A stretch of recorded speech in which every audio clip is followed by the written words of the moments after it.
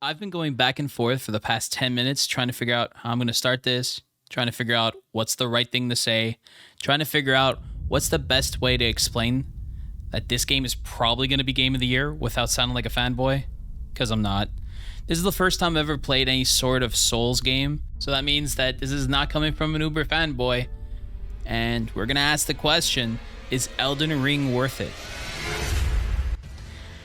I want to start with the experience. Figure you're in a game, you get a little info on the story, and that's not what the game is all about. It's not so much the lore in the story, not that I don't care for it. I'm really here for something else. I'm here for the bosses, and I'm here for the excruciating beatdown and the loot that comes from each experience. If you're here for story, I got some bad news.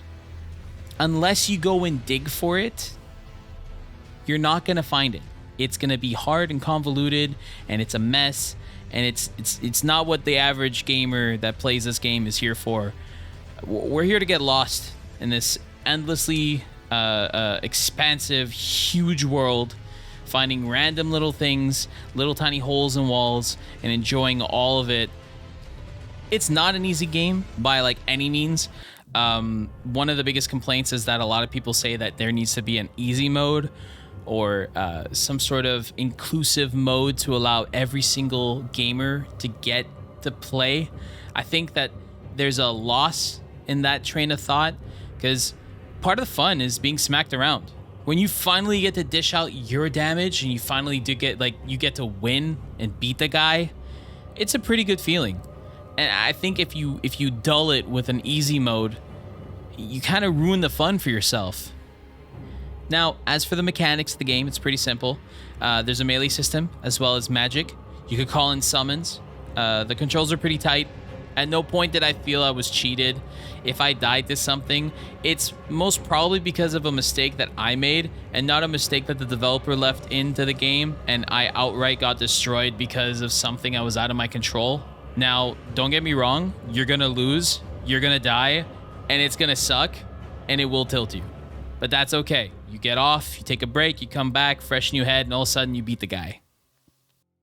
I think something that is unique to this game that's different from what I've played before is that there's like no hand-holding. There is no quest marker. There is no go here on the map. Other than these little lines that can be completely useless and they don't really actually show you anything. They're more of like a suggestion, like go north, go south. And it's a part of the fun. Like you get lost, you end up somewhere else, you end up finding a new sword or a weapon or a spell. And that's why you're playing the game. You're playing the game to just get lost in this expansive world versus these grotesque monsters.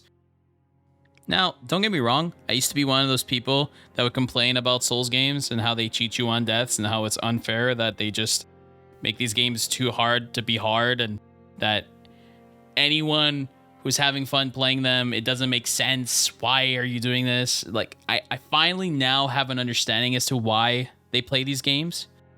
There's a euphoric feeling when you finally clear that boss or that area. And whatever it may be that's behind it, like a rare item or whatnot, it's a good feeling when you finally get that. It's rare to modern games that you get that feeling and this expansiveness that Elden Ring gives. And I don't know if Dark Souls gives it, but wow, man. Like, this is different from what I've played in the last 10 years. Like, there's a reason why I have some friends that have put over 170 hours and have 3 run-throughs, and it's a really, really solid game. It's a complete game, which is rare nowadays. We don't usually get a complete game. We get these half cookie cutter games that like need 15 patches, and by the time they're actually like good, it's already been out for 6 months and you've already beat the game when it was broken.